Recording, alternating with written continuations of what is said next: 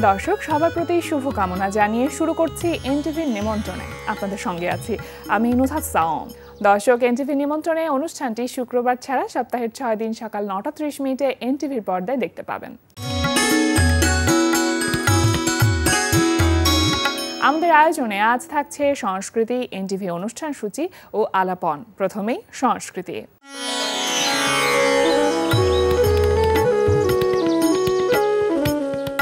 Gulshan 1-এর 57 radius art সেন্টারের base গ্যালারিতে অনুষ্ঠিত হচ্ছে শিল্পী প্রশান্ত কর্মকার বুদ্ধর 40তম একক চিত্রকলা প্রদর্শনী পিস।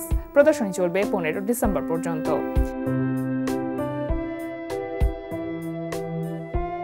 আলিয়াস প্রসেসের গ্যালারি জুমে অনুষ্ঠিত হচ্ছে মোহাম্মদ হাশেমের প্রথম একক চিত্রকলা প্রদর্শনী দৃশ্য অদৃশ্য। প্রতিদিন বিকেল 3টা থেকে রাত 9টা এই সময়ে প্রদর্শনী চলবে 22 নভেম্বর পর্যন্ত। ধানমন্ডির বেঙ্গল শিল্পালয়ে অনুষ্ঠিত হচ্ছে শিল্পী ইয়াসমিন জাহান নূপুরের একক চিত্রকলা প্রদর্শনী আনরিভেইলিং সাইলেন্স। প্রদর্শনী চলবে 22 নভেম্বর পর্যন্ত। এবার এনটিভি অনুষ্ঠান সূচি। এবার জানিয়ে দিচ্ছে এনটিভির আজ রাতের বিশেষ বিশেষ অনুষ্ঠানগুলির সময়সূচি। সন্ধ্যা 6:15 থাকছে সমসাময়িক বিষয় নিয়ে অনুষ্ঠান সংলাপ প্রতিদিন।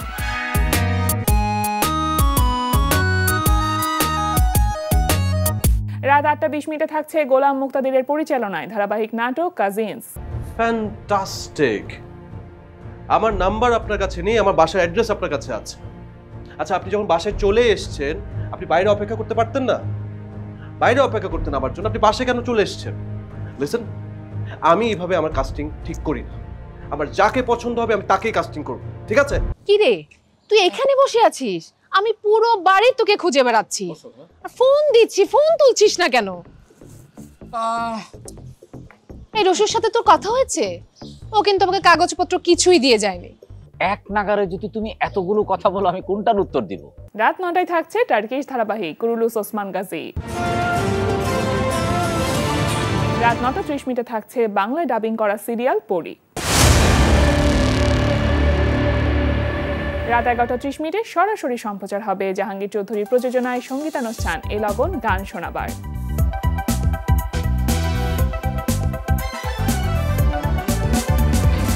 এই ছিল এনটিভির আজ রাতের বিশেষ বিশেষ অনুষ্ঠানগুলির সময়সূচি। প্রিয় দর্শক, আমাদের আলাপনের আজকের অতিথি সঙ্গীত শিল্পী সৈয়দ নাফিস। শুভ সকাল। শুভ সকাল আপনাকে। কেমন আছেন? আছি, অনেক ভালো আছি, সৃষ্টিকর্তার কৃপায়। কেমন যাচ্ছে সময়টা? অনেক ব্যস্ত সময় পার করছেন আমি জানি, অনেকগুলো কাজের সাথে সম্পৃক্ততা রয়েছে, তো এই ব্যস্ত সময়টা আসলে কতখানি উপভোগ করছেন? শিল্পী হিসেবে না, আসলে আমি যদি বলি জীবনের শুরু থেকে শেষ অবধি সবারই একটা মুখ্য কর্ম বা ইকিগাই থাকা উচিত। সে জায়গা থেকে আমারটা হয়তো সঙ্গীত বা শিল্পের যে মাধ্যমগুলো আমি করে থাকি তার মধ্যে সঙ্গীতের সাথে ব্যস্ততাটা বেশি। অবশ্যই আমি অনেক খুশি প্রকৃতির কাছে, সৃষ্টিকর্তার কাছে এবং আমাদের যে ইন্ডাস্ট্রি তার কাছে, যে না আসলে সবকিছুর মধ্যেও এই শিল্পের প্রতি ভালোবাসাটা যে ধরে রেখেছি তার প্রতিদান স্বরূপ এখন আমি হয়তো নিয়মিত কিছু কাজ করছি। আচ্ছা, সঙ্গীত নিয়ে তো নিয়মিতভাবে কাজ করা হচ্ছে এবং সেটা আমরা দেখছি, কিন্তু আমরা জানি যে আপনি ছবি আঁকতে পছন্দ করেন এবং কার্টুনিস্ট হিসেবেও আসলে নিজেকে মেলে ধরেছেন, তো সেই জায়গাটা নিয়ে কাজ করা হচ্ছে এখন? আসলে যখন খুব ছোট ছিলাম তখন আসলে এত টেনশন ছিল না কোনো কিছু করার ক্ষেত্রে, তাই না?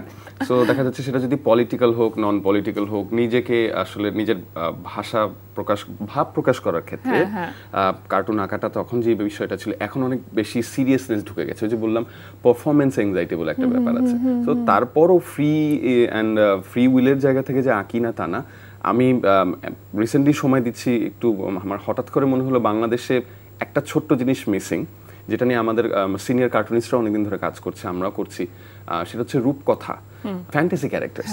সো ফ্যান্টাসি ক্যারেক্টার্সের জন্য তো আসলে আমাদের পেছনকার দাদা দাদির গল্পগুলোকে আসলে আমরা শুনে তারপরে বানাই। যেমন আমাদের কিছু আছে ঠাকুরমার ঝুলি, সেখান থেকে আমরা কিছু চরিত্র পাই, সেগুলোকে ভূত হিসেবে হয়তো কিছু ক্যারেক্টার অলরেডি আঁকে, আমরা দেখিও বিভিন্ন অনলাইন পেজে, রাইট? আমার মনে হলো আমাদের এরকম কোনো ক্যারেক্টার কেন নেই যাকে দেখলে একটা মানে আশা জাগবে। তো ওরকম কিছু ক্যারেক্টার আঁকার চেষ্টা চলছে। ইটস আ ক্রিয়েটিভ প্রসেস, এটার আসলে কোনো it's a non profit approach. এখানে এমন না যে কেউ আমাকে করতে বলেছে আমি করছি। পাশাপাশি আমি নিজের আঁকাআঁকির দক্ষতাটা আরেকটু আমার অ্যালবাম আর্টের ক্ষেত্রে এবং অ্যানিমেশনের ক্ষেত্রে ডেভেলপ করার চেষ্টা করছি, কারণ মিউজিক ভিডিওতে একটু ইউনিকনেসটাও যেহেতু দরকার।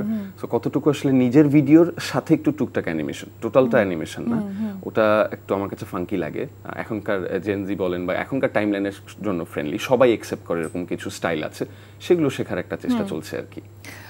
কখনো কখনো এমন হয় যে কোনো আর্টিস্টের ক্ষেত্রে, বিশেষ করে শিল্পীদের ক্ষেত্রে খুব এটা হয় যে এই যে এক্সপ্রেশন, যেটাকে আমরা বলছি যে শিল্পসত্তার প্রকাশ, সেখানে কিছু ব্লকেজ তৈরি হয়। অনেক যখন একসাথে কাজ করছেন, অনেক যখন একসাথে ব্যস্ততা এসে যাচ্ছে, পরপর অনেকগুলো কাজ, সেই এক্সপ্রেশনের ক্ষেত্রে ব্লকেজ তৈরি হয় কিনা, কখনো মনে হয় কিনা যে একই কাজ রিপিট হয়ে যাচ্ছে কিনা আমার ক্ষেত্রে? Very beautifully shed. এন্ড এটাই আসলে বোধহয় এই বছর আমি সবচেয়ে বেশি ফেস করেছি বা করছি। মোস্টলি আমার কাছে যেটা মনে হয় যে ক্রিয়েটিভিটি তো একটা প্রক্রিয়া, এটার শুরুটা যেমন হতে হয় যে আসলে আমাকে আহরণ করতে হয়, তারপরে আমাকে আসলে বিতরণ করতে হয়। আমাদের আসলে একটা পয়েন্টে গিয়ে যেটা হয়েছে যে বিতরণের পরিমাণটা বেড়ে যায়, আহরণের পরিমাণটা কমে আসে, বা ওই সুযোগটা আমরা আসলে খুব একটা পাই না। আমার ক্ষেত্রেই যদি আমি বলি, যেমন আমি ঘুম থেকে উঠে ঘুমোতে যাওয়ার আগ মুহূর্ত পর্যন্ত অলমোস্ট সারাদিনই স্টুডিওতে। এরকম একটা জায়গাতে যখন আমি একাই ভাবতে থাকবো, আমার একার মস্তিষ্ক থেকেই সব কিছু বেরোতে থাকবে, কিছু ব্লকেজ ডেফিনেটলি ফার্স্ট প্রবলেম। দ্বিতীয় প্রবলেম হচ্ছে আমার মনে হয় ক্রিয়েটিভিটি শেয়ার করার একটা বিষয়।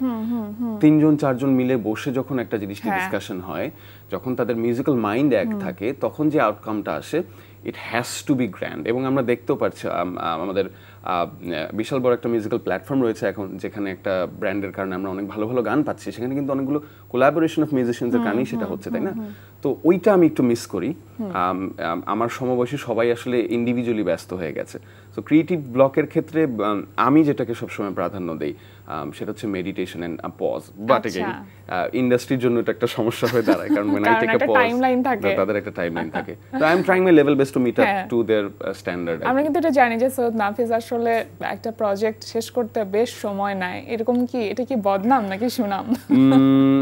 আমি আসলে যদি প্রফেশনাল জায়গা থেকে দেখি, অনেস্টলি স্পিকিং, এটা বদনামের কোনো একটা জায়গাতেই হয়তো ঘুরপাক খাচ্ছে। বাট ইন আ ওয়ে সুনামটা হয়তো তখন গিয়ে দাঁড়ায় যে যখন আসলে আলটিমেট আউটকাম বা প্রোডাক্টটা যখন আসে, তখন তারা স্যাটিসফাইড থাকে। I think I will be more honest. আমার রিসেন্ট যিনি জাহিদুদ্দিন ভাইয়ের কথা যদি বলি, so he probably suffers the most because of this process. But along side I think উনি আবার এই জিনিসটা উনাকে দিয়ে মাপেন, এইটা সবার পক্ষে সম্ভব হয় না, যেন এই জন্য বোধহয় ওটা ঠিকও হয়ে যায়। কারণ he is a creative person himself, যেহেতু উনি নিজের গল্পগুলো নিজে লেখেন। তো উনিও জানেন যে আসলে এই পজ নেবার পেছনে একটা যৌক্তিকতা আছে। উনি এন্টায়ারলি যে আসলে এই জিনিসটাকে খামখেয়ালিভাবে করছেন এমনটা নয়। এই পজ নেওয়ার কারণ হচ্ছে উনি ওই এটাকে আসলে আমি আমার ভাষায় বলি নাজিল হওয়া, ওই নাজিল হওয়ার অপেক্ষায় থাকি। তো এখানে ওই মিডল গ্রাউন্ডটা খুঁজে বের করার ক্ষেত্রে লার্নিং কার্ভটা ইজ ভেরি ইম্পর্টেন্ট। আমারও আসলে ওই রকম মানুষের সাথে সময় কাটাতে হবে যারা রেগুলার বেসিস প্রোডাকশনগুলো দিয়ে যাচ্ছে, এবং তাদের কাছ থেকেও কিছু টিপস অ্যান্ড ট্রিক্স শেখার বিষয় আছে। তো এখানে আমার মনে হয় আমি অনুজ হিসেবে যতটা পেছনে পড়ে যাচ্ছি, অগ্রজদেরও বোধহয় এখানে কিছু দায়িত্ব আছে আমাকে শেখানোর। তো আমি আসলে বোধহয় একটু অগ্রজদের ছোঁয়াটা কম পাচ্ছি। এই জন্য আমার মনে হয় আসলে what is the industry standard to serve, এটা আমি আসলে খুব একটা দ্রুত ধরে উঠতে পারছি না। আশা করি খুব দ্রুত বুঝে যাব। একদম, এটা একটা প্রসেসের মতন, এই প্রসেস দিয়ে হাঁটতে হবে এবং হাঁটতে হাঁটতে ডেস্টিনেশন রাস্তাটা আসলে যেদিকে যায়। একটি গান শুনি, তারপর আমরা বাকি গল্পে যাই।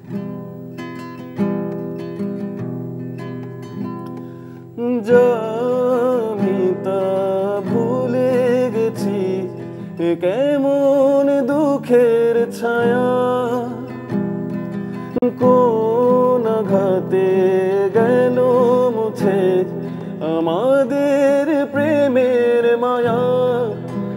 আমার দেহ মরণ খোঁজে, তোমার মনে আয়না দেখে।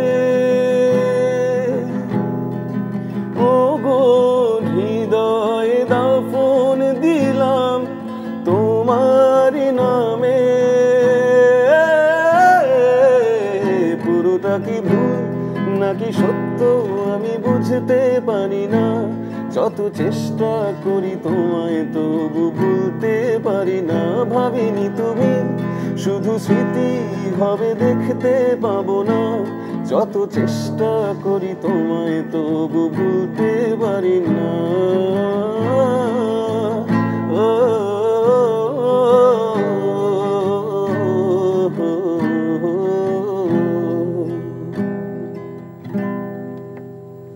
বাহ, খুব সুন্দর। নাটকের গানের জন্য যখন কাজ করা হয় তখন একটা প্লটের উপরে ডিপেন্ড করে যে গানের লিরিক্সটা আসলে কেমন হবে যখন আপনি গান লিখেন, কিন্তু নিজের মৌলিক গানের ক্ষেত্রে বা অন্যদের জন্য যখন গান লিখছেন তখন আসলে কোন ভাবনা কাজ করে? এখানে আসলে ক্যাটাগরিটা বোধহয় খুব থ্রি ওয়ে, যেটা মাত্র বললেন। একটা হচ্ছে নিজের জন্য স্বতন্ত্র যে ভাবনা, একটা হচ্ছে যে একটা ইন্ডিভিজুয়াল ক্লায়েন্ট হতে পারে তার জন্য ভাবনা, আর একটা হচ্ছে যে ইন্ডাস্ট্রির জন্য। আমার মনে হয় আমার গ্রুমিংয়ের একটা বিশাল অংশ জুড়ে আমার স্বতন্ত্র যে ভাব, সেই জায়গাটা থেকে আমি অনেকটাই সরে এসেছি এখন, কারণ ওই যেটা বললেন প্লট ওয়াইজ লিখতে লাগে। বাট এটাও আবার সত্য যে প্লট ওয়াইজ লিখতে গেলেও একটা ভালো জিনিস অভ্যাস হয়েছে আমার, সেটা হচ্ছে দ্রুততম সময় কিভাবে আসলে মনের ভাব প্রকাশ করা যায় লিখে। প্রথম প্রায়োরিটি যেটা, সেটা একটা কানেকশনের ব্যাপার। হ্যাঁ, এটা একটা ব্যাপার ঘটে যায়। সো কিছু জায়গায় আই লাভ ডেডলাইনস দিস ডেজ, কারণ যখন আমাকে একটা ডিরেক্টর হয়তো একদিনে বা 2 দিনে একটা গান বানাতে বলছে, তখন আমি তার গল্প অনুযায়ী ভাব প্রকাশ করতে গেলে কি লিখছি। আর আমি আবার যখন আমার জন্য লিখতে বসছি, সেক্ষেত্রে আসলে এই মুহূর্তে আমার মনে হয় ভাব তরঙ্গের একটা বিশাল ঘাটতি আছে, মানে আকাশে বাতাসেই সেটা আছে ঘাটতিটা। তো নিজের জন্য আসলে ওই জায়গাটা খুব একটা তৈরি হচ্ছে না। তবে এই প্রশ্নটা আমি আমার খুব অল্প সময় পরিচয় হওয়া কিছু লেখকদের সাথে যখন আমি বলেছি যে আপনারা আসলে গান লিখতে গেলে কি ভাবেন, বা আমিও আসলে নিজেকে যখন ওই জায়গাটা রাখতে চাই যে আসলেই তো আমি গান লিখতে গেলে কি ভাবি, কি ভেবে লিখি, তখন আমার উত্তরটা বারবারই আসে, সেটা হচ্ছে অপার শূন্যতা। শূন্যতা হচ্ছে যে কোনো সৃষ্টির যোগান।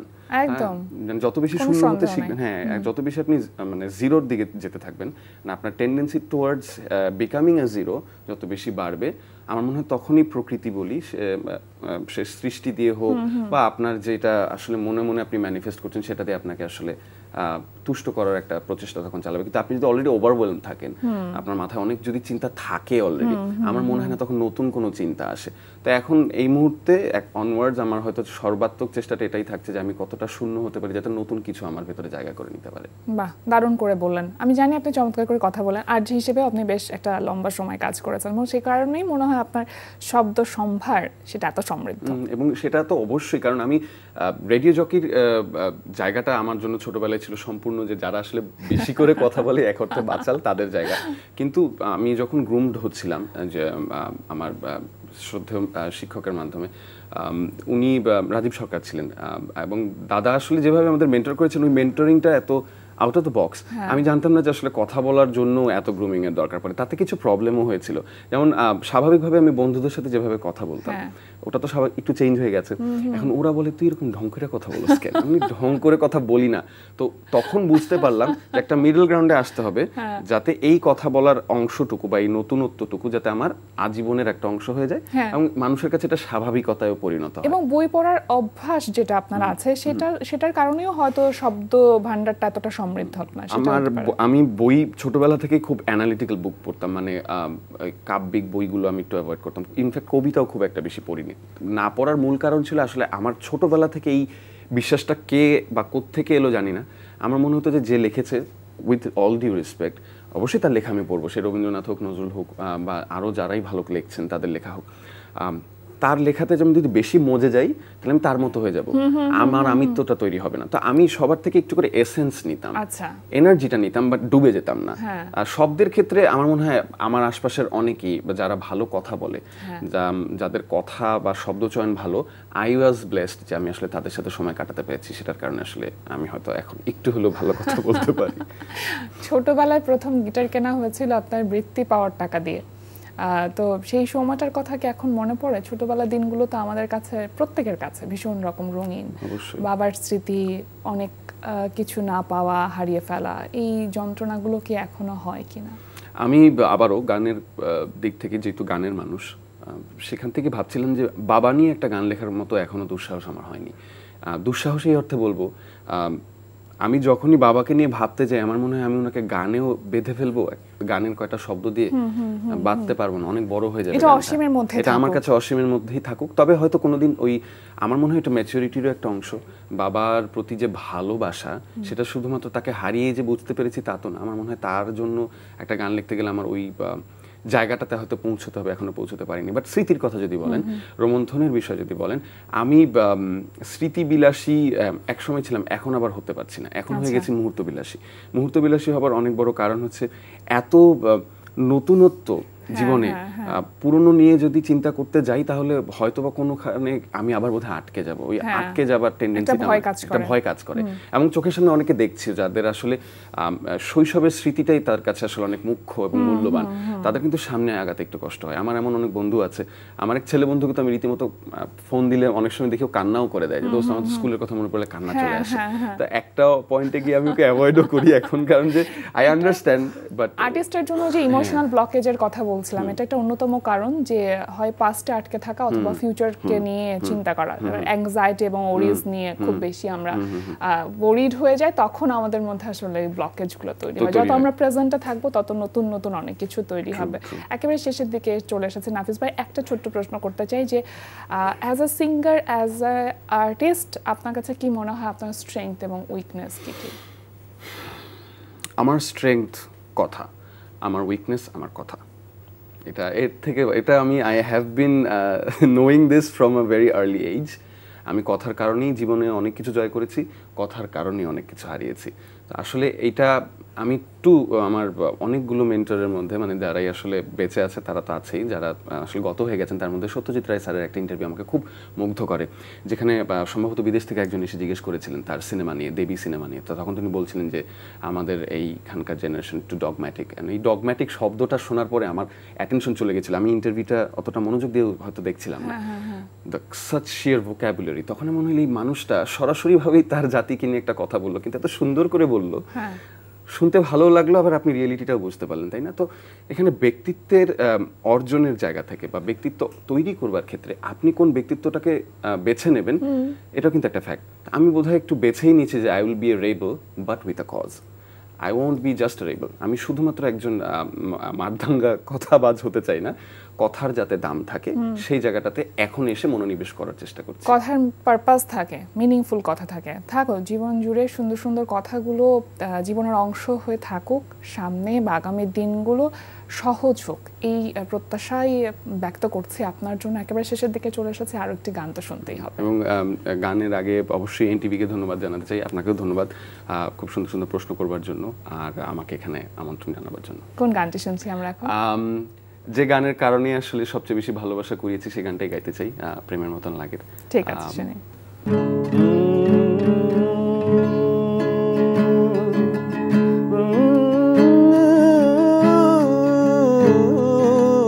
নয়নের তারা যে দিশাহারা, সোডিয়াম প্রেম তাই বুঝি লাগামটা না, ঠোঁটে ঠোঁটে দিয়ে ছোঁয়া কিছু নিয়ে, সানগ্লাসে লুকানো স্বপ্ন নানা, রোদ পোহানো গল্পে ডুবে থেকে, রিমঝিম বর্ষায় শরীর মেখে, ডাকে রোজ গানে গানে তোমার কাছে, চোখের ইশারাতে,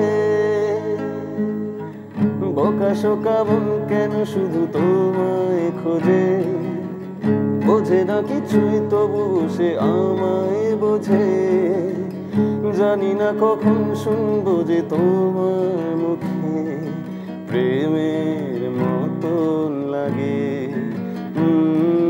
লাগে প্রেমের মতন লাগে, লাগে প্রেমের মতন লাগে, লাগে প্রেমের মতন লাগে, লাগে প্রেমের মতন লাগে।